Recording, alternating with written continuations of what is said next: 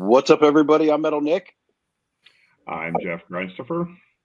And welcome to episode number 48 of Vinyl Bang, where today's special guests are some people that I've known for and followed for a couple years on Instagram. Dylan and Brooklyn of the Grape Vinyl.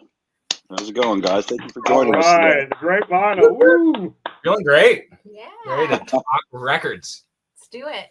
Yes, these are Brooklyn and Dylan are people that I followed on Instagram for, like I said, for a couple years. They have a very unique approach to how they post their vinyl. They've got a really awesome collection, a really wide selection of records, and I thought they'd be perfect guests to be on our show. So thank you guys for taking the time out of your schedule to join us today. Thanks so much for inviting us to be here. Yeah, we're pretty excited. We always love to talk about music, so having an excuse to have like some compartmentalized time to nerd out and talk about some of our favorite records is a little bit of a treat, a little bit of a gift. And we've loved your content, Metal Nick, for years. Just like yeah. So it's kind of pretty cool to be here right now. Super cool. I'm excited. Thank you, guys. I appreciate that. Awesome. Well, yeah, let's get started. See what you guys brought to the show today. Who shall go first? Oh man, you kick things off. All right. Well, this is a pretty safe choice. I'm starting with my favorite record when I was. So I guess this is when I started to become music obsessed. I always liked music, but there was a certain switch that flipped right around like the start of high school, like grade 9, grade right around that stretch when like I would come home from school and watch Much Loud and see like what the most recent music videos that were airing. I don't know if this is Canadian or American, but Much Loud was like a Canadian. It's like MTV, right? It's like MTV, but it was like specifically heavy music. And I remember coming home from school every day and checking it because it was the year that this album dropped right here. System of a Down's Toxicity. Yeah. Now, and I remember it was the video for Toxicity was always about to come on. I'd come home from school and I just would check it every single time because it was before like you could like record it or anything like that. And I think it was before YouTube. So you just had to like hope that it was going to be on because I thought they were the coolest band. I still think they're an amazing band. Obviously, we have a lot of competition these days, but this was one of the first ones that really sort of broke things, like really kind of made me a musicaholic, a metal lover for the rest of my days. Obviously, really, really cool album right here. They're doing the Hollywood sign with the band name. You got this really cool new metal-y font of Toxicity. I don't even know if System of a Down is new metal, really, though. I don't know. They were in that. I always thought so. Yeah. They were pigeonholed. System of a Down have their own genre. Like System of a Down are their own thing collectively, I think. Anyway, But regardless, amazing band. Every song on here is a banger, not just obviously Toxicity. Every single song here. Atwa was my jam when I was a kid. That was the one that really like I connected with. I did the angsty teenager in his bedroom listening to Atwa. And it's just this is just a black pressing. This is when they did the reissues a few years back. Who cares though? The color doesn't make it sound any better. This is an awesome album, and that's as good as a way to kick things off. Absolutely. Great album. Yeah. Awesome. Well, mine's personal, I guess in a unique way. I chose Cocteau Twins' Treasure.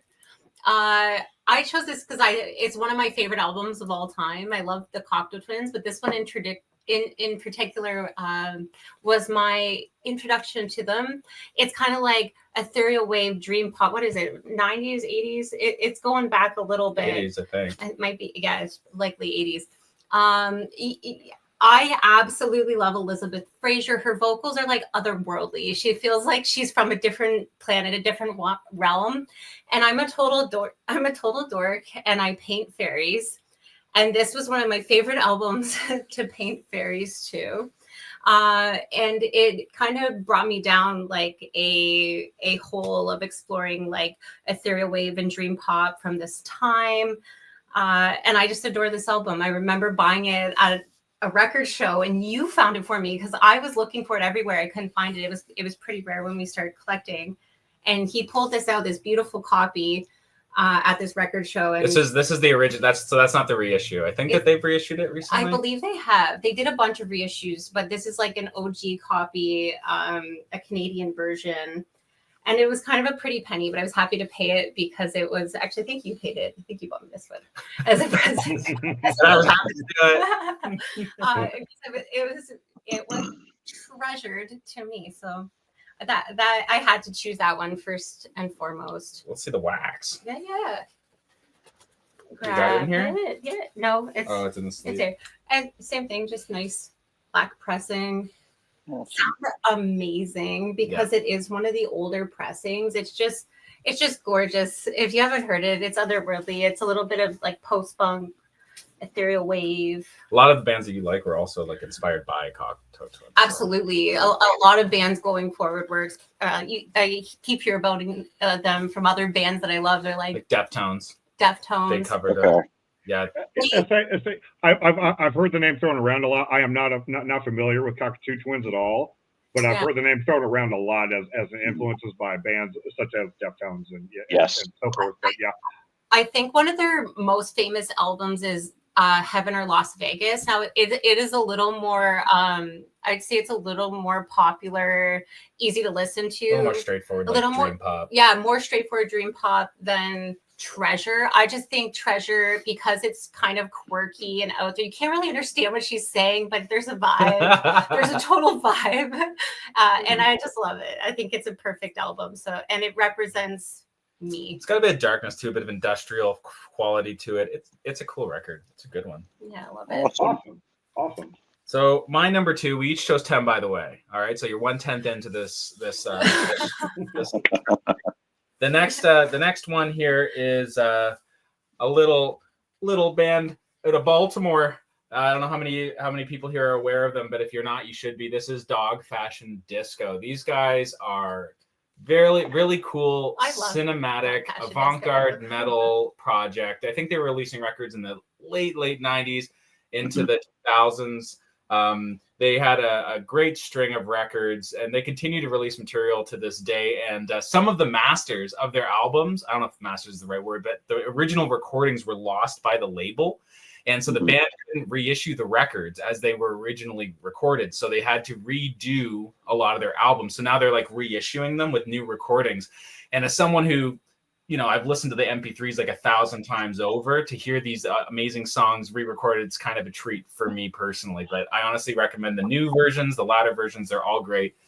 This is actually a live playing of my favorite album of theirs. It's my favorite too. I love this album. Adultery. Yeah. What's a little sin under the covers? This album, start singing now. It's a really cool sort of like murder mystery with a twist. They've drawn a lot of horror themes. It's almost like listening to the records is sort of like partaking in like a true crime, like a true crime, or like a film noir or a horror movie. The lyrics kind of reflect that. So it's actually like a movie in a record, with the songs also kicking ass and having a ton of individuality. They explore all sorts of genres, all sorts of subgenres. Look at all the songs on here, like Desert Grave, Moonlight City Drive. I love that song so much. Desert Grave's like an acoustic country sort of cut. Awesome. Moonlight City Drive's got like the horn sections going wild. This band is nuts. They're awesome. And to make things even more insane, this is also a Wax Mage Records pressing. Now, I don't know if I have any more Wax Mage records in here, so you should have a look at this. It's showy. So I think if you get your records pressed through Gotta Groove Records, then you have the option to have some of your copies be made as Wax Mages, which are these really special edition handmade variants. Some people test that just right out of the gate, and that's fine. But if it's a band you really love, an album you really love, and then you have this really cool handmade sort of like artistically done version of the pressing, there's only 25 usually made of each of these pressings. It's a pretty special thing. And you know what? I actually personally find them beautiful. I know a lot of the individuals who work at Wax Mage, and I get to chat with them, and they're awesome people, and they're really creative, and they put so much thought into it. So anyways, so this is one of the records here. This is a 3-color sort of like chroma thing with a label burst. So the center label's been bursted out. So it looks really cool there. Okay. And don't forget, when you put this on, it plays Dog Fashion Disco as well. So it's pretty cool to get both. It's actually a double LP, so I'll show you the other one here. The other one is really pretty as well. Yeah, they're nuts. Also a label burst. Oh, really, wow. Yeah, that's rad. actually has like a glow in the dark sort of. I don't know why. I should probably show the camera, not you, but you see that? It's really cool. And again, like my shitty laptop camera. I don't know if I should swear. It's not doing it justice. Not doing it. It never does. You got to see them in person. Really cool. Sure. You should also see Dog Fashion Disco in person as well, because they are doing some awesome shows. They're a killer band. Great people to this day. Oh, they're the best. And that one took longer than some of my other ones, so hopefully this video won't be 2 hours. But I had to just gush on Dog Fashion Disco. Great band. I love it. Yeah. I'll try to streamline mine a little more. This one, I mean, what can I say about this album that hasn't been said before? Melvins, Stoner Witch. Yes.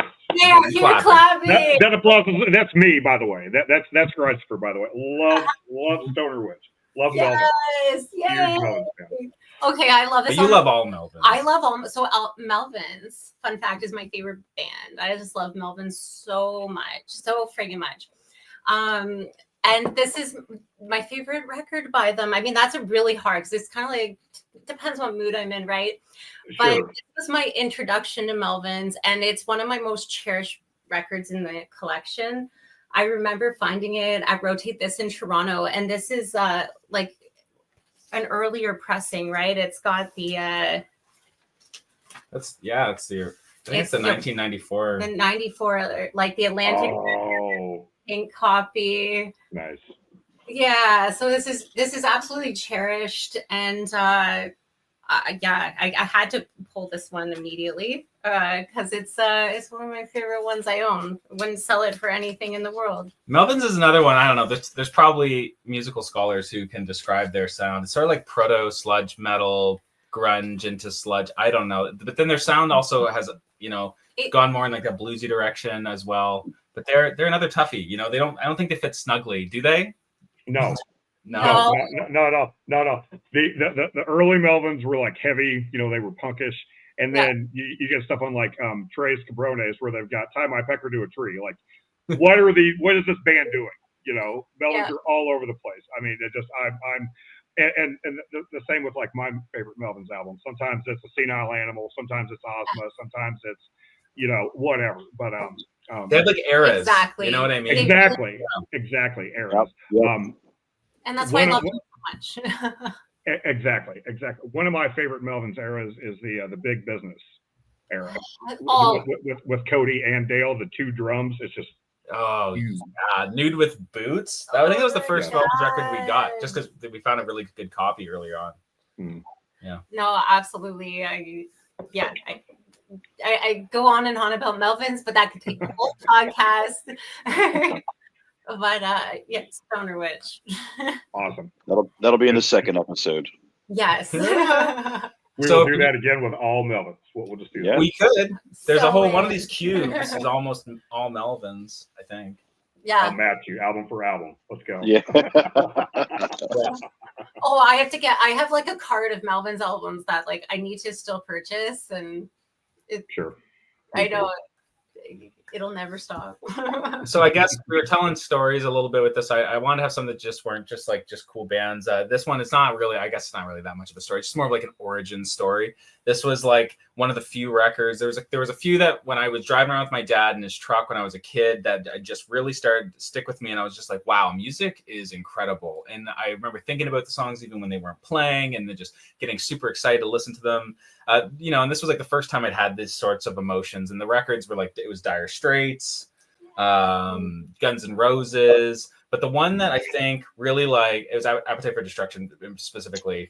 The one that really connected with me that I just thought had an attitude and kind of started to steer me more in the heavier direction. I'm going to go with Soundgarden's Super Unknown.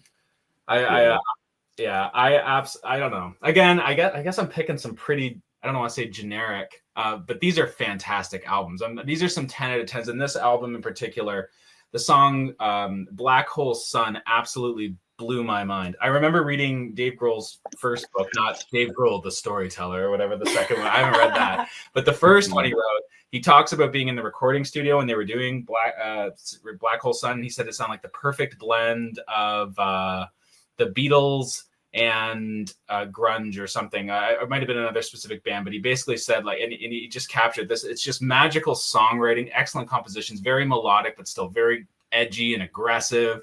Sure.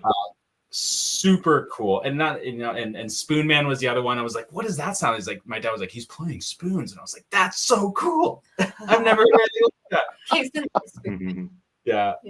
And then, now in more recent, and it's funny because I can still listen to this album and I still friggin' love it and find new things to enjoy. Like around 2020, I started to really get into like Fell on Black Days, like the third track on this, and some of the other more melancholic, nihilistic cuts. And Fell on Black Days got this guitar riff that sounds like something your friend would write and wouldn't be able to finish a song with it, like just a really cool lick that doesn't really turn into anything. And they turned it into this magical, melancholic, downbeat sort of rock cut. I don't know. I gush about this album bit. I friggin' love it. Album art, I don't know. The album art had never really like captured me necessarily, but I just love it for like nostalgic reasons.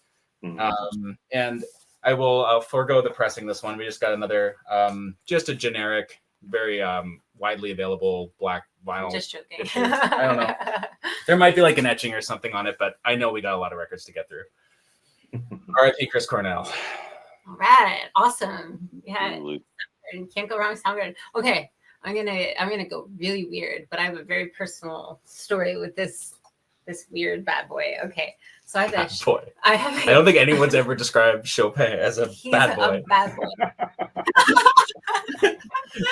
So I have a Chopin album, and there's a very particular reason why I chose this. We got this like at a bargain bin. I think it was a few bucks. So Dylan and I got engaged right before the pandemic, and we planned our wedding right when that all went down. So our wedding got canceled about three times. Yeah. So we ended up eloping in our living room here. We just bought our first home. Here, I can show this. And we had like maybe 8 people there, just close family. And I got to literally drop the needle before I walked down the stairs to Dylan. Aww. So this is what I dropped the needle to, and it was incredibly beautiful. And it was right here in this room, right in our record room, dropped the needle, and I walked out in my dress. And it was actually perfect. It was so personal. It was so us. We stripped back the whole production of it, which is what I always thought I wanted as a kid.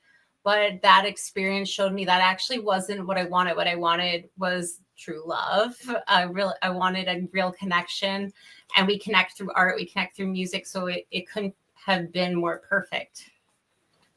Yeah, this is that's an awesome story. It's a beautiful story. So this is cherished just because of that memory it has for me. And we love some Chopin. You gotta love classical music, and Chopin is one of it's magic. It's magic, yeah. Yeah, go ahead. Sorry. No, I was gonna say he's a little bit like the darker side of classical music. Like if there was a metal musician who was a classical composer, I would say it was Chopin. Yeah, well, he wrote the funeral march, didn't he? And she didn't go down the aisle to that. That's the da da da da da da da da. That'd be awesome. That'll be later on. The goth in me just loves the prospect of that, but yeah, awesome. And we don't know the artist. Sorry, the composer, the person who played these renditions. They're Polish, and we can't say their name. We even tried to get like AI to tell us how to say it. The AI was like, "This Polish names are very hard." So yeah, that's exactly what it said. I had that problem with a Polish artist on this episode once before. I couldn't pronounce his name, so I just spelled it out. Yeah. Give him a nickname. Well, okay. So my next one, I'm going to go a bit more off the beaten path. This is one of my more favorite recent discoveries, an artist who's specifically the last few records. Anytime I put them on, makes my heart happy, makes my soul happy. It's really lo-fi, quirky, medieval, goofy black metal. Am I selling it? It's the band, and I'm not selling it. The album art certainly will. This is Curta'n and the album Siege Obsessed. Now, the individual behind this project is also involved with projects like Old Nick, Bloody Keep, I think. So really prolific artist, releasing tons and tons of material. Most of it I connect with. That being said, this project in particular is just the be-all, end-all. This music is so quirky and fun. I play Magic the Gathering. I play like card games and like fantasy stuff, and I throw this on, and it just brings the energy. It brings the X factor to whatever medieval thing you're engaged in. The music is great. There's like they mix in some fun pop stuff, some dancey stuff, but then it's also very lo-fi with experimental production and all sorts of quirk and charm. So much fun from as soon as you drop the needle, see it's gone. I just want to put it right back on again. They have a new record. He has a new record.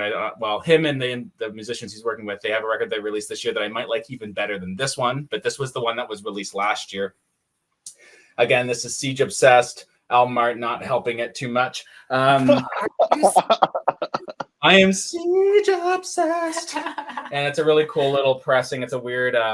Didn't need to be. I didn't need like the pressing was not at all a reason for it. It just happened. I just. It's as fun as the music is. I just wanted to get the coolest one because it was one of my favorite records of the year. So I sourced this. I have to say one of my favorite memories with Curta'n was when we played it at a vinyl share or music share. We do music share with a group of friends.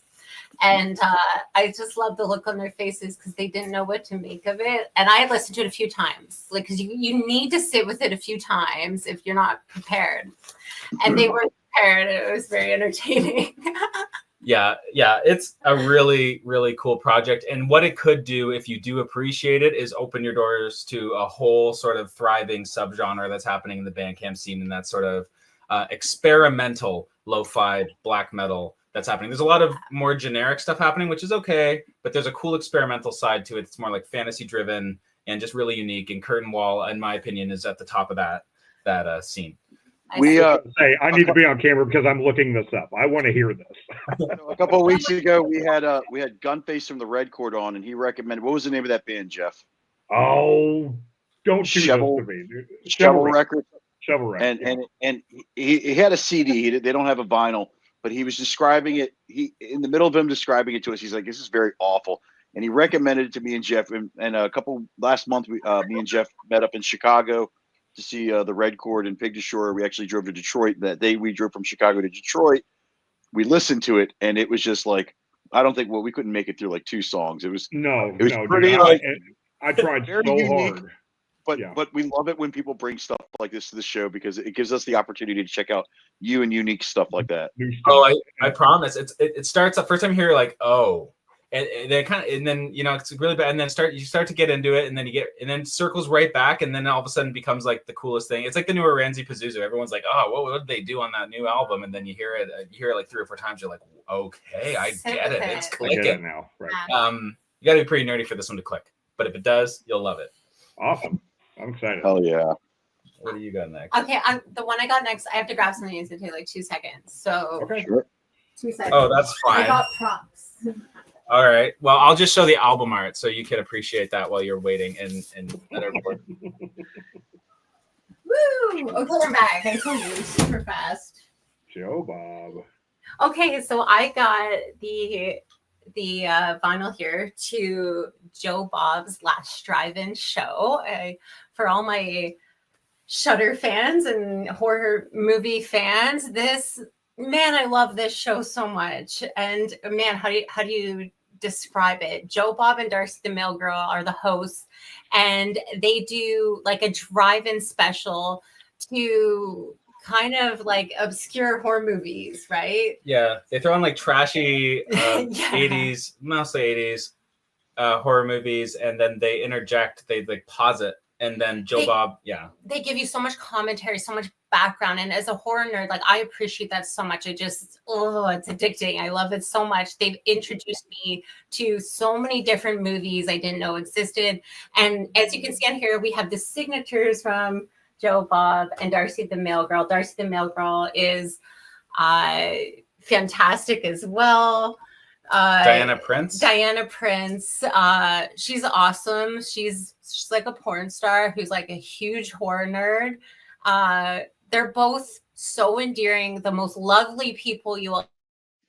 And so incredibly passionate about horror movies. Extremely passionate. It makes us feel like less obsessed by seeing like the ultimate, you know, it's helpful. It's incredible. Just can't gush enough about The Last Drive-In. Absolutely love it. We tune in as much as possible to that. And we actually met Joe, Bob, and Diane recently. They were at a con, a horror con in London, Ontario, and it was at this hotel. It was like a Ramada, and it was such a modest con, but it was so personal. It was incredible. So we got to meet them, and then we got to do a screening, a drive-in screening of a horror movie, and we were like in the front row, like nerding out. And he did his thing. They both did their thing, and they talked about the movie. They did the drive-in scores. And he even shouted you out when you mentioned she knew the composer, and she's like, "Oh, I knew I saw the lady the in the front." One. Yeah, it was the same composer from Alien. And that, it was cool. It was so but cool. on the show, they actually do original music. They do songs about, like, there's like a rap song about the movie Spookies. I love that rap song. And that's there's all sorts of music interjected within the movies too, the original music. And this is the soundtrack is actually all the songs from the TV show. So super, super beloved, crazy to have it signed, and super personal one, but it kind of like showcases the horror nerds we are, and that is a big like thing in our collection. We do a lot of horror movie soundtracks, and we go to horror cons, get them signed, and it's so friggin' fun. That's awesome. Yeah. Anyways, really cool. And obviously it's in the Sgt. Pepper's style, only with all of your favorite trashterpiece movie monsters. I love that word that they use, that they introduced us to, trashterpiece. Yeah, so we try to capture most of our horror love with one record there. So exactly.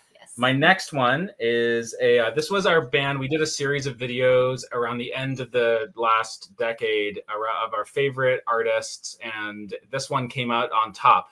After this album, I don't want to say it was a steep decline, but we certainly we haven't loved them quite as much since this record. But that being said, when this record dropped and we saw them live, I've never been so sweaty dancing at a concert. We danced and sang, and it was an amazing experience. So I'm gonna go with the post-punk band out of this is an alternate version of the album. This is Idols, IDLES, Idols, and this album is called Joy as an Act of Resistance. Okay, so this is I think they're UK based, really cool post-punk band with a lot of swagger. Some really cool, fun, personality-rich lyrics, and this one in particular, we just love that notion, because it was, we were bordering on some pretty negative times where everyone was sort of like just getting off on just being super negative all the time and nihilistic, and obviously there's a lot of reasons to feel that way. I don't want to discredit people for feeling that way. That being said, I also think it's really heroic and courageous in times like this to be happy. Be happy for who you are. For be happy. Find the joy in the world. You know what I mean? Absolutely. And I just think that's a really cool punk attitude. A really cool spin on the punk attitude to take is that, you know what, it's punk to actually just be happy and enjoying yourself, and that's totally awesome and okay. So this record, it features there's a bunch of these pictures that you can sort of interchange throughout it. We just chose the random for particularly. Oh, that's rad. I was about to ask, is that a window right there on the cover? That looks cool. Yeah. Yeah. So there's a Che sort of thing with some zombie Che. There's some wrestlers from the 80s, because they mentioned Stone Cold Steve Austin stuff and some of the songs. And honestly, every song on this album is incredibly catchy and infectious. It's it was our album of the year it came out. Yeah, so this really great band. I would say this record, the record before, give those a shot. They still actually have have more love now than when they were actually dropping these records. But their first couple in particular, Brutalism and Joy as an Act of Resistance are definitely my top two from idols. Yeah. So we had to show one of our absolute modern favorites, idols. We just went so hard at that concert. We went to a second concert. Yeah. We were so great. They're awesome live. Killer. Oh yeah. Super cool. Okay, so mine. I have a personal one here, but I got it. I have to shout out Sylvain. I know Sylvain. She's like black gaze, post metal, post rock, ethereal wave. And this is one of her more recent albums, Nova. My personal favorite. She went a little heavier here. She went so hard. It's absolutely gorgeous. But I also chose this album because I did 2 years of singing lesson with the vocalist from this band, Catherine Shepard, and it inspires me in so many ways. I think she's also a fairy painter. She's just a fairy at heart. She's like, she's from Norway. She's like a total Viking. I just adore her. But I saw her live. It was so incredibly powerful. I loved hearing her workshop she did, describing technique to get it into a raw vocal fry, like to get that like scream. A black metal because scream. she's got a gorgeous banshee scream that just blows my mind. And hearing her technique for it, I can't do it. I did singing with her for a couple of years just because I've always wanted to. It's not that I necessarily wanted to become a vocalist or anything. I knew it would help me in work, in public speaking. I do a lot of yoga background. She also teaches yoga. And it was an incredible experience. And then I saw her live and I got to meet her in person. And she's an incredible, inspiring musician. She's a multi-instrumentalist. And she's doing really cool stuff. So I had to mention Sylvain. Sylvain, Sylvaine. Yeah. Yeah. Yeah, I was just looking that up to see the correct spelling of that. That's interesting that you relate to her so much on a level like that. That's great. That's I feel as though we are soul sisters. We did a pandemic interview and something happened and I had to leave because I'd like help with the cats or something, and they just started taking off, having this like amazing conversation. I just didn't even want to go back in the room. I was like, I got to stay out of this because it was just like such a cool organic discussion. Well, during the pandemic, we did a lot of interviews because no bands were touring, so we just did a bunch of interviews, which is awesome. And she was one of them because we had a couple of her albums and. Like, she looks super cool. And we ended up talking, and she mentioned she was starting vocal lessons during the pandemic. I'm like, sign me up. nice. Yeah, you described that as your pandemic therapy. It was more than therapy. It was a real gift. And she's an awesome musician. I respect her so much. And I'm going to go see her. She's coming back to Toronto again early next year. So I'm super excited for that. Awesome. Yeah. So we're doing all right. Are we taking too much of your time? We're good to keep it? Yeah. Not at all. Not at all. Y'all are doing great. All right, cool. This next one is more of a story than it is like this is a cool album, but it's not like the be all end. It's not like one of my favorite bands of all time. It's still really fun listen. It's also a fun listen. This is some really cool garage rock. Look at this. This is Romanos Records did this. Now Romanos Records, they also do Romanos Custom Manufacturing. Artists get their records done through this label because they have really cool filled records, which is like where it's filled with liquid or sand. Oh, and now they've got like broken into like the mainstream. They did like maggot, like worm filled ones for the Long Legs movie soundtrack. And they just did Jar of Flies. Yes. And that record was like $5,000, like 20 minutes after it was released. If you managed to get it. Yeah. Unfortunately. Yeah, that one was, well, that's the thing with that stuff, right? It's you're laughing or you're crying. But anyway, really, really cool label. We had a chance to speak with him several times. And this was one of the earlier ones, one of the more proto versions of some of the filled records. And this record I got given to me by my dad while I was in like the post delivery room. What's the name of that room after the delivery? I don't know. the room after the delivery room. Brooklyn had just given birth to our son. And I had the worst. He's like, look at this record. I'm like, that's fucking awesome. No, well, I had like the worst sleep of my life all the way up to the plane. And my dad just kind of came in. He's like, a record came for you. And it was pretty cool to kind of receive this and have that memory of getting this record delivered. I know. I'm like, we're getting a record delivery.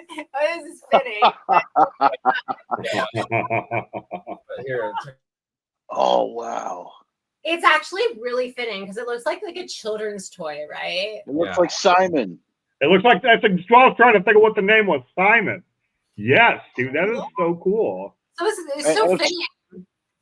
I'm sorry, I didn't catch it. What was the name of the artist? Turbo Fruits. Turbo Fruits. Turbo Fruits. Yeah, I think the album's called Volcano. Was it Volcano? I think. If you put Turbo Fruits Volcano, you'll get it. And it's really fun garage rock. Really it's like, what do you do when you get so stoned you can hardly speak? Volcano. It's like Volcano.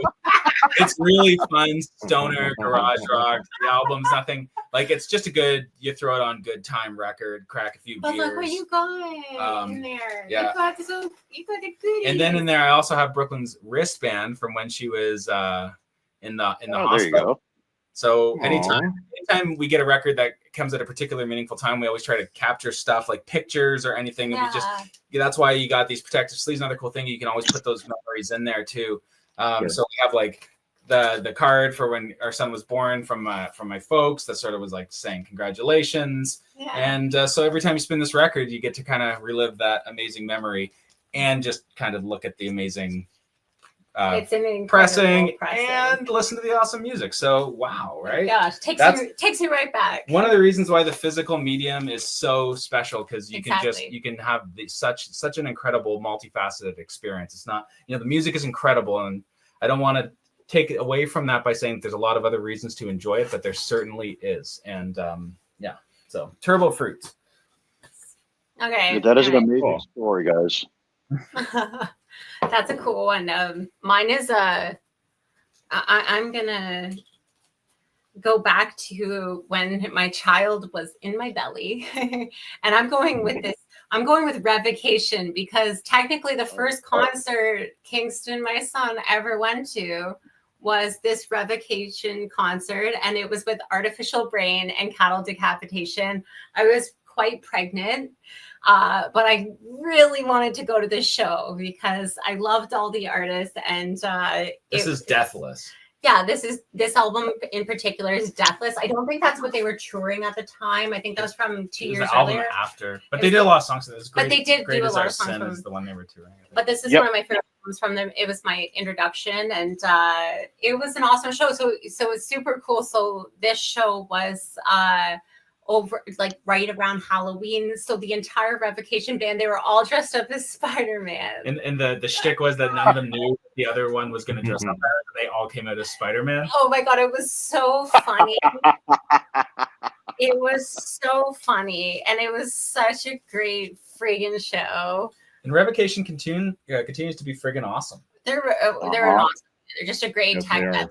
And I've known those guys personally for a very long time, and I can agree with what you're saying. They are hilarious people. Yes. Yeah, they're one of those like how could you not like it? Sort of the only reason you'd like it is because it's too likable. Tech death, like that. Anyways, really they're cool. Fucking awesome. Really cool band. And I love that memory so much. I love being at this concert pregnant, just rocking on. I'm like, my son's gonna have a great taste in music. And he does. He listens to all the heavy stuff, and he completely digs it. He knows all the genres. He learned about funeral doom metal the other day, and that was pretty cool. That's the coolest thing. Yeah. I lied. I said we're gonna be done talking about horror. Oh, sorry, did I cut you off there? No, I was just saying you're talking about he was getting into funeral doom. I'd say get him into some Windhand or. Oh yeah. Oh, Windhand's great. Yeah. Great band. Yeah. This album, Bell Witch, this got me through when our son was like very small and we were not sleeping, listening to Dream Reaper, one of my favorite albums of all time by Bell Witch. That got me through. It felt like I was sleeping when I was listening to it. So it was like the equivalent of getting that rest and that like recharge, I should say. And so when I discovered Funeral Doom at that time, when I was younger, it was I wouldn't have understood it. But when I was older and tireder, and the world had really started to impress itself upon me, Funeral Doom was very helpful. Not to mention live, it's like a religious experience. I felt like it felt like we were like in a church. We were in a church. Yeah. No. It felt like a church. It felt like a church. Everyone was so quiet. It was like the weirdest vibe for a metal concert. There was like one drunk guy at the bar, like, "Ugh," and everyone's like, "What's this guy?" We're like, no, that's not the vibe. It's not the vibe, man. So I did lie. I said that was like the Joe Bob was their celebration of horror stuff, but I got one more here because this is a recently signed one. So this is Bam. This is Night of the Living Dead. This is the remake, the basically shot for shot remake. And this one is signed by none other than special effects artist and horror movie legend Tom Savini. Tom Savini, I am freaking out over that, dude. That is so badass. We have a selfie God, with that's him. awesome. He was such a gangster. He was so awesome. Yeah, we're like, we're new. We don't do this that often. He's like, I can tell. I can tell. So that was how cool we were to him. It's funny. This was one of the ones I was like, I don't know about someone signing this because it is also one of my favorite album arts of all time. Perfect. It's just the coolest thing. This is the zombie that attacks the brother of the lead protagonist at the beginning of the movie. And it's just a amazing film. I thought this was for those of you who are like not super in the horror sphere, like Night of the Living Dead came out in 1968, I think, and it sort of recreated the modern horror film. Created the structure, sort of redefined what terror looked like in a movie form, and it just became this pivotal piece. It introduced the zombie as we kind of understand it today. It was the monster movie, the siege movie, all these sorts of things, all these tropes sort of came from that original. And so I bought the DVD thinking I was watching it.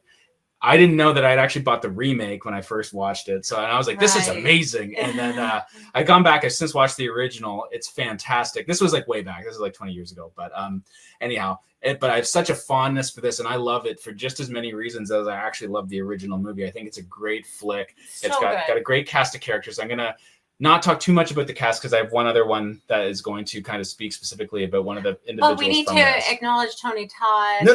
We don't. No, we're don't not say gonna, the T we're word. not going to acknowledge Don't say no.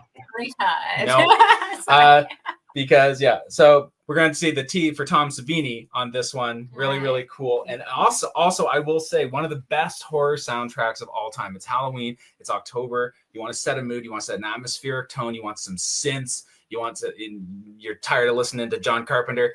You throw on the soundtrack to this. Who even did it? Paul McCullough did this soundtrack to this. Nailed and it. Is just, it sets this eerie tone, and it's just so calming and dreadful, dread inducing, not dreadful. Really cool white pressing with a little like gotta love a blob. Sort of blood blob thing happening there. Double LP. Highly recommend you pick one of those up. It might not be signed by Tom Savini, but it will still sound great. Awesome. Wicked. What do you got? Okay. Mine, I'll whip through some a little quicker. Dylan talks. What? Was I going on too much? No, you're perfect. Gosh. So I got the Mars Volta, Francis the Mute. I pulled this one because I think it's a perfect album. I mean, I love Mars Volta so much. So again, same with Melvins. It kind of like my favorite one kind of jumps around a bit. I love Delouse, but Francis the Mute, I always come back to. So freaking good. And this particular album kind of has a little bit of a cool story to it. It was mine and Dylan's first Christmas, and I knew he really wanted this album. I wanted it too, which is perfect for presents because it's like you both win.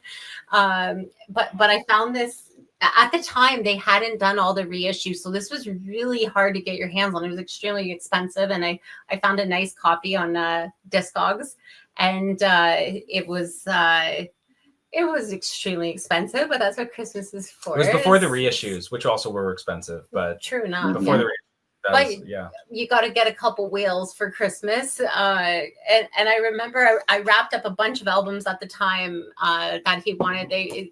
All he wanted for Christmas was albums, so that's all I wrapped up. And I forgot what I wrapped, so I ended up giving him this one first. And he was like freaking out. I was like, oh, this is how we're setting the tone. Yeah, like that's the best one. Like, don't expect this for every other present. This is the best album. But it's one of the earlier copies. It wasn't one of the reissues. It's in like immaculate shape, and it's a perfect album. I find no flaw. So I had to grab. Yeah, I love that band a lot. I think they're very unique. It's a hard band to get into if you can't appreciate the vocals or like the style that they're playing.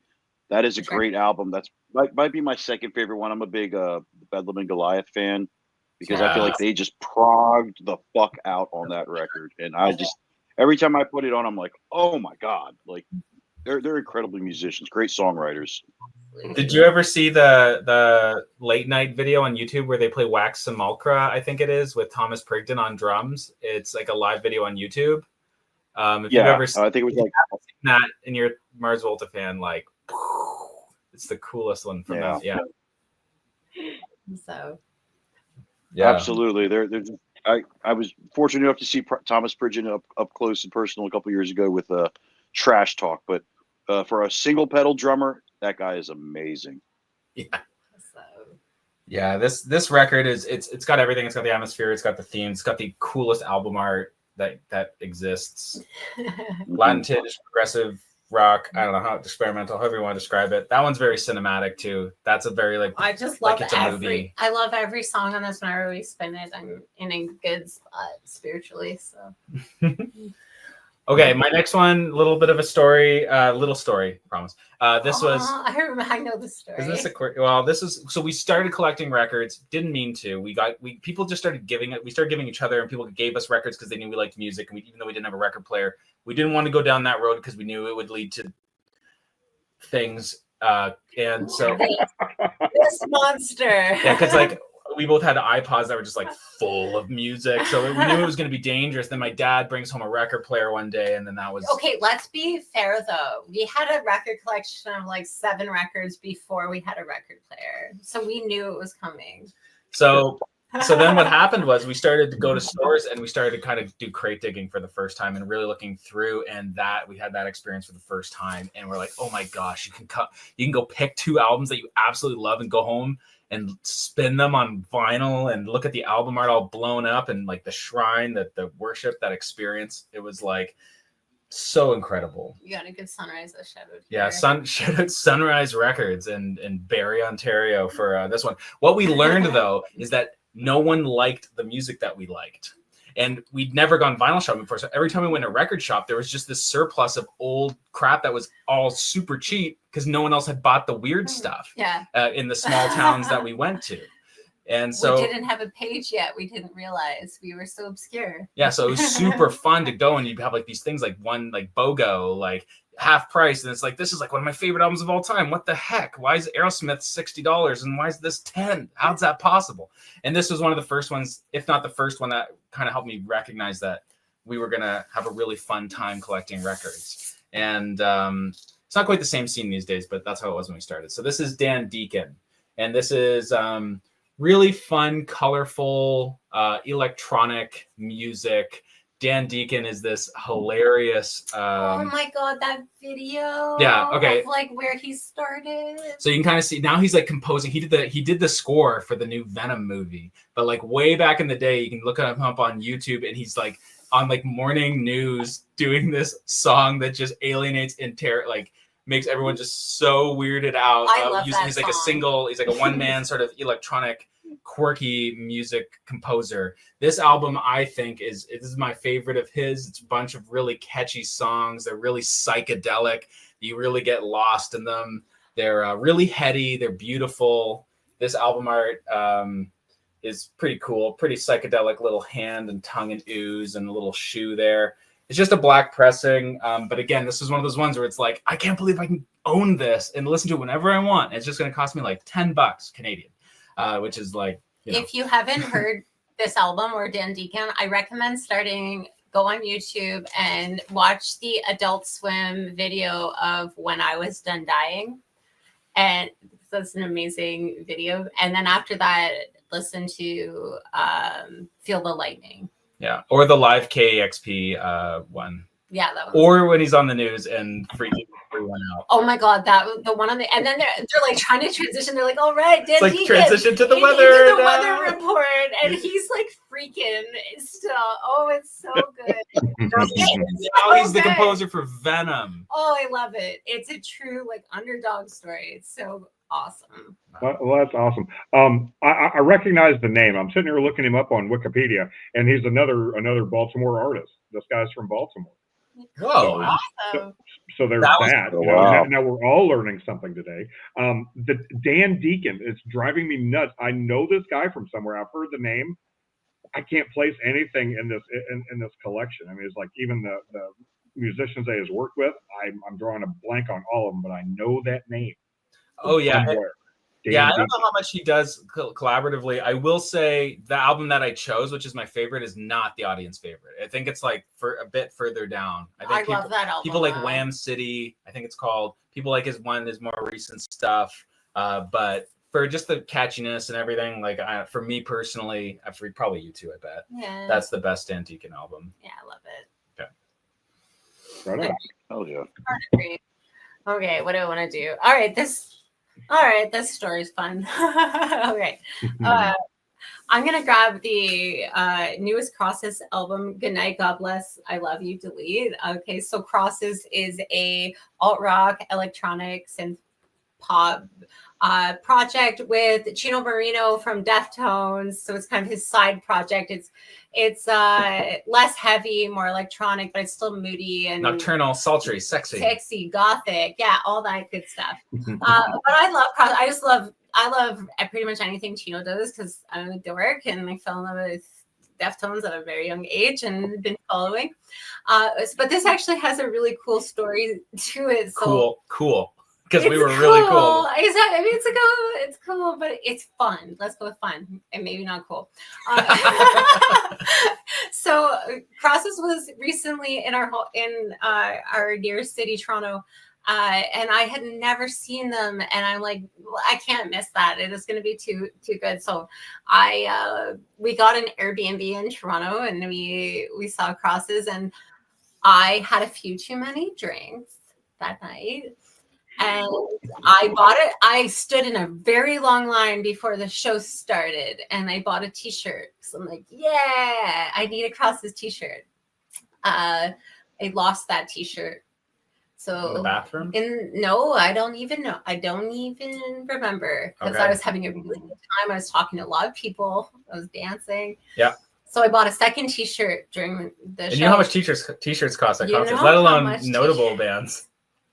Okay, so we're going home and we're taking an Uber because we both had a few drinks, and we get back to our Airbnb, and I was like, I don't have my T-shirt. I don't have my second Crosses T-shirt.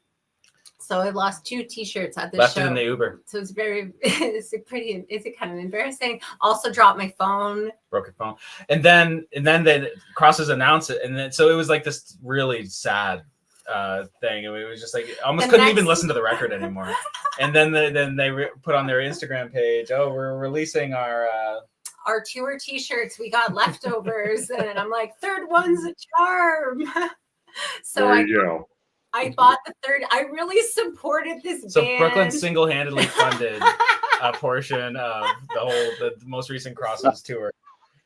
So I have the T-shirt. If you see on the page, you can be like, that girl went through hell to get that T-shirt, and I did. But I had a lot of fun. It was a really fun night. It was a really great show. It was a great experience. But anytime I look at this album, I'm like, damn, that tour was wild. And I bought 3 T-shirts. Crosses. Really cool, really pretty album art too on this one. Yeah. Really love that. I think we just have a black pressing. Yeah. This album's sort of like goth, like wallpaper. Yeah. You know? Yeah. So this one, I didn't love it as much as like their self-titled. But I thought it was a really great effort for so later on, right? Like they waited quite a few years before, what was it, like 10 years or so before they released another album, and it was solid AF. But I did describe it as like gothic wallpaper. It's great in the background, creates a great mood. All atmosphere, all mood. A lot of people would probably describe it as lacking substance, but it's the kind of thing, if you're just like, you know, reading your tarot cards and stroking your black cat, which I have, you know, it's great background music.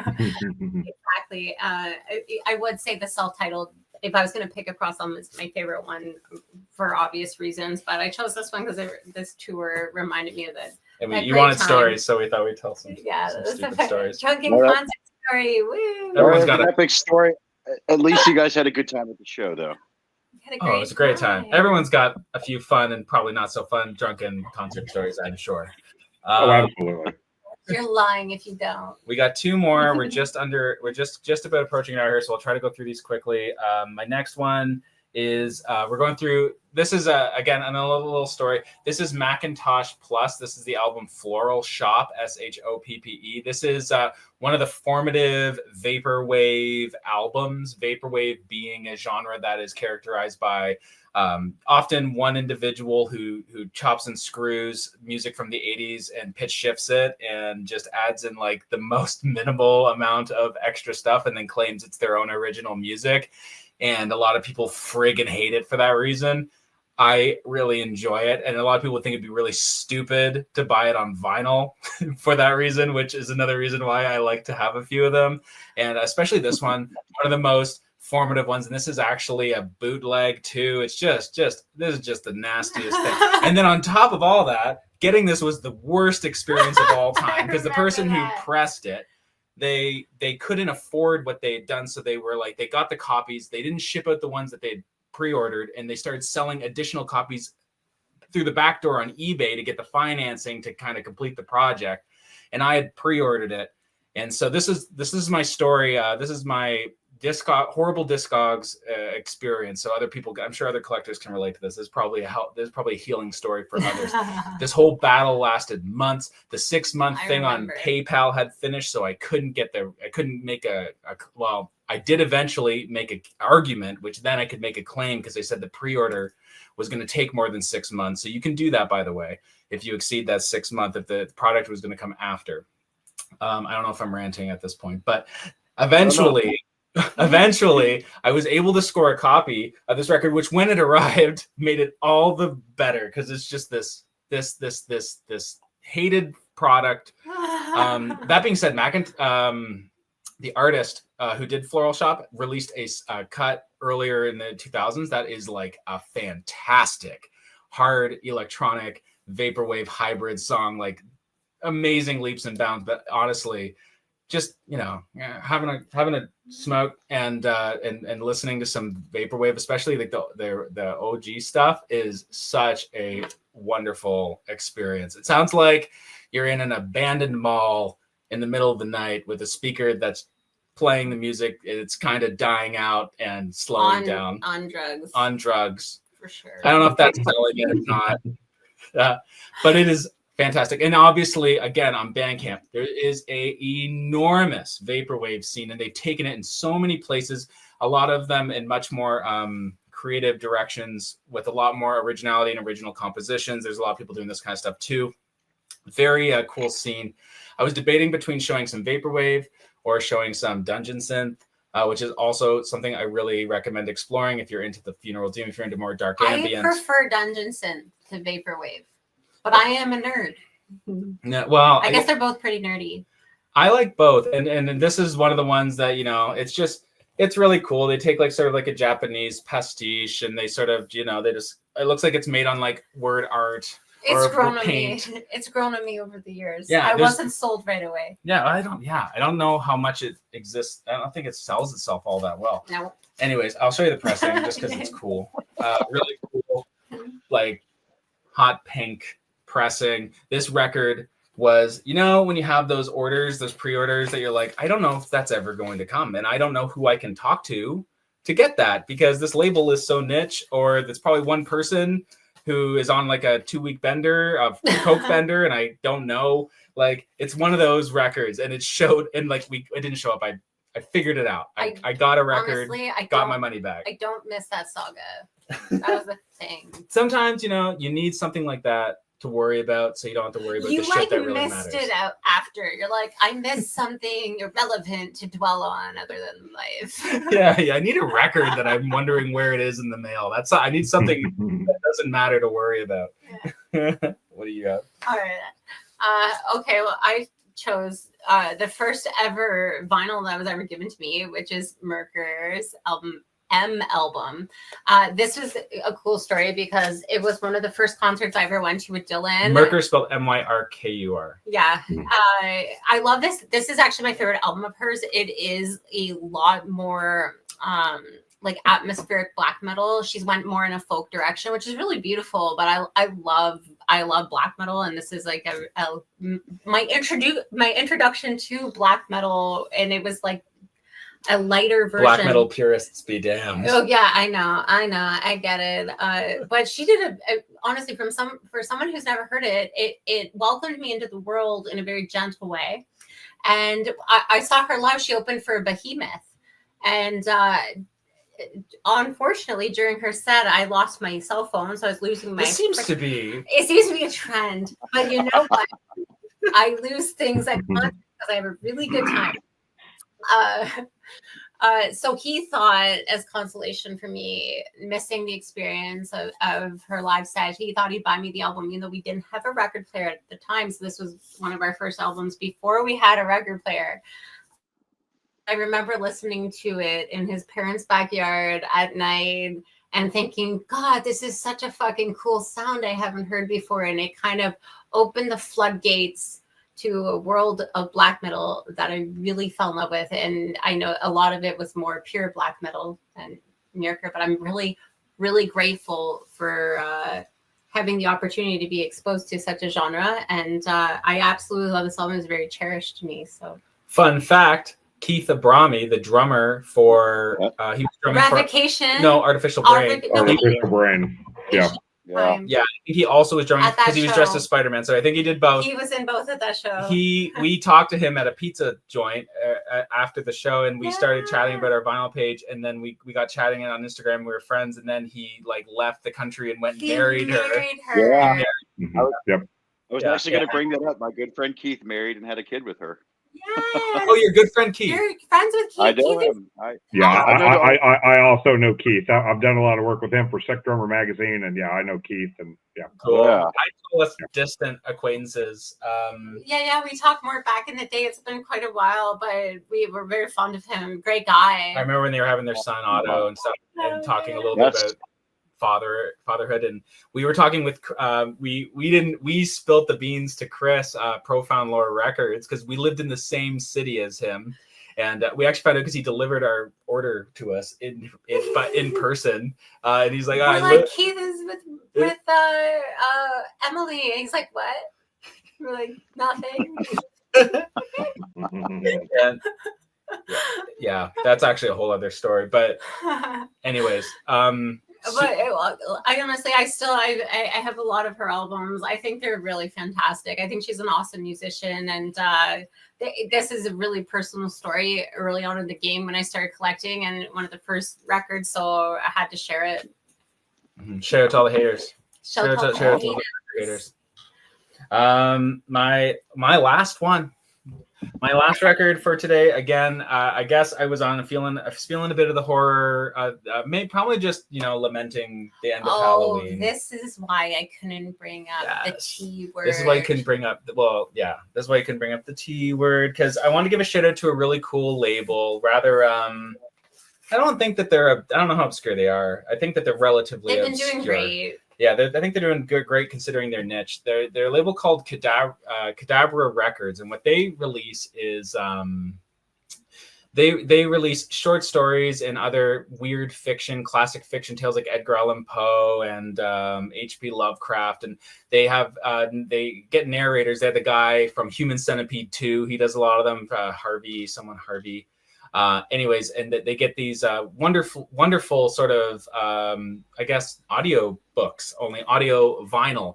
And then they get synth and other composers to do custom original scores for these storytelling, very nerdy stuff. I understand that. And they have these amazing artists who do these great jackets, and I've just been following them for a long time, and I love putting these on. It's so cool to have some of these records. And this is actually Bram's it's sort of a radio play or like an audio play of Bram Stoker's Dracula classic gothic fiction tale, one of the first horror novels. And this is a great one that features Tony Todd, R.I.P. Tony Todd. We lost him, I think probably just a month ago, maybe a bit less. Candyman. Yeah, Candyman. We were just about to meet him too. We were bummed out that he didn't come to the horror convention. We're like, come on, Tony, and then he died. So it was like, oh, that's fine, makes sense. But Tony Todd actually does the voice of Legend. He does the voice of Dracula on this recording, and this is probably one of the last creative projects that he worked on. And it's just a fantastic piece of I don't know, media entertainment. I love Kadabra Records. If you're into horror fiction, weird fiction, anything like that, I sincerely recommend you check out their stuff. This one again is a wax mage pressing, because I got to end on a cool looking record because we're on YouTube, so the visual appeal matters. We got a really cool in here. It's sort of like a red and yellow sort of four quadrants with like a black splat, like a black sort of blob and some really cool white splat. It's really pretty. I don't know how to describe it. It's pretty. And then when you put it on, Tony Todd starts seducing you with his amazing voice. It's a win-win. So I highly recommend you check out Kadabra Records if that is your thing. Probably very few people watching it is, but if it is, it probably really is. So you'll probably love it. Wicked. Okay, my last one, and I'm wrapping the band on my shirt right now because we recently saw them. I'm going with La Lam, Los Angeles League of Musicians. This is a newer band that we've just completely fallen in love with. They are an instrumental cumbia band out of Los Angeles. Oh my God, are they good? Recently saw them live, and we brought his mom, my mother-in-law, and she at the end of the show, we all had danced so much, and she's like, thank you so much for bringing me to this. I'm so happy that I experienced this. Everyone was dancing. Everyone was happy. It's warm. It's infectious. They're incredible performers live. It's just incredible music, incredible project. One of my favorite things I've heard this year. You're not that big into instrumental stuff either. Really. No, I'm not. I'm not huge. I mean, I depends on the band, right? But this is incredible. And so they recently pressed a LP, so we had to grab that right away. And I can honestly say that their live show is one of my favorite shows I've ever been to, like top 3. Yeah. Wow. And the cool band that opened for them called the Ichibans from Ichibans. Toronto. And it was like they were rockabilly so surf rock out of Toronto. They were so fun. And we'd have their records too, but I think they're a pretty penny. They're tough to get. Yeah, they're hard to get. We got a couple of just like a 7-inch, right? Mm-hmm. But yeah, La Lam, couldn't recommend more, especially if you want like a fun, warm vibe, especially this time of year when it's dark all the time. Just throw some La Lam on and you will get sunshine. It's awesome. So Kumbia is like that doon da doon da doon da doon da doon. Fun fact: I used to teach Zumba when I was younger, so I was acquainted with a little bit of Kumbia going into it. Used to do some dancing to it, but it's so fun and it's great vibes. So this is a more modern one from this year that really stood out to me. Probably going to be in our top, if not. Yeah, well, maybe our album of the year. So maybe one of the top ones. Yeah, so had to shout out La Lam. Yeah. Oh yeah. Awesome. Yeah. Woo! We did it. Aren't you glad we didn't do 30? Could you imagine? No, well, we always ask people to come back for a second episode, and we would absolutely love to have you guys back on. That was great. I could see you have way more of a collection behind you. So anytime you guys are free, we would definitely love to have you back on to talk more records. I have to say something. The last album that you talked about, Dylan, the guy that takes the 80s music. Say that genre again. Vaporwave. Vaporwave. Yes. I'm going to be the old guy in the group. I have never heard of this. I've Yeah, never heard of Vaporwave. I'm like flabbergasted at this. Like, what? There's a new genre of music that I did not know about. Just like, man, I'm old. Okay, can I show you one? Are there kids in my yard? Like, get out of my yard. Like, just 1 second. We'll do one bonus then, because this is we'll do one more. Just, absolutely. This is one of my favorite parts about the show is every guest will bring on something that neither Jeff nor I have ever heard before. So like, please, like, so I'm gonna expand. I'm gonna bridge the gap here because I think Macintosh Plus is likely to alienate a lot of people for good reason. I love it for that reason.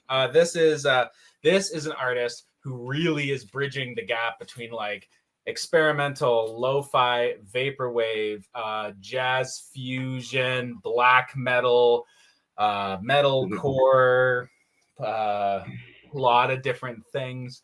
I'm going to show you. This is Fire Tools. Fire Tools with a Z. I think it's Fire_Tools with a Z. And this album's called Eternal Home. Look at that weird friggin' album art right there. That gives you an idea what you're in for. Really psychedelic, a lot of like new age fusion, black metal, some like 90s stuff happening. I don't even know. I don't really know where to begin. Other than the fact that incredibly original, great compositions, great productions. I have musician friends that listen to this that were just like, how did they do that? You know, like friends that like some just really, really cool stuff. Some really obnoxious stuff too. This might, I don't know. Vaporwave is fantastic, but if you want something that bridges the gap between metal and vaporwave, you can't go wrong with checking out some Fire Tools, Eternal Home.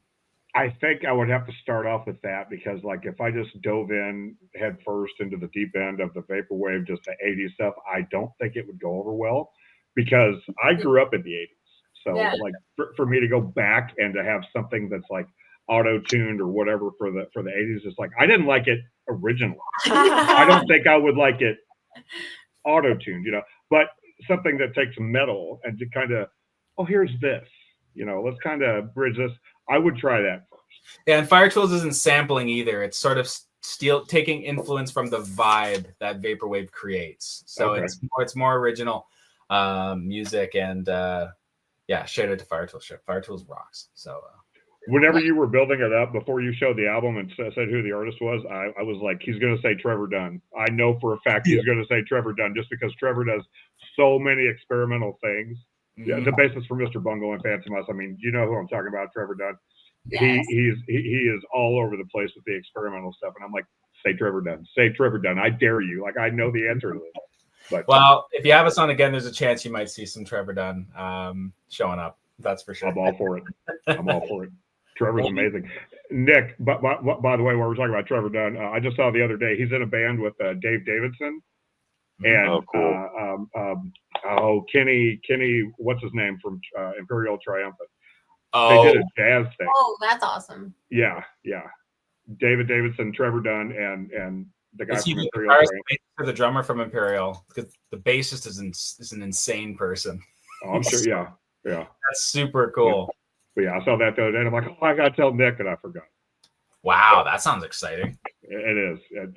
Again, Trevor Dunn does everything. Yeah, we could have changed California, Mr. Bungle's California, with any other record we showed tonight. God, one of my favorites. You could do a whole episode of Mike Patton with this guy right here.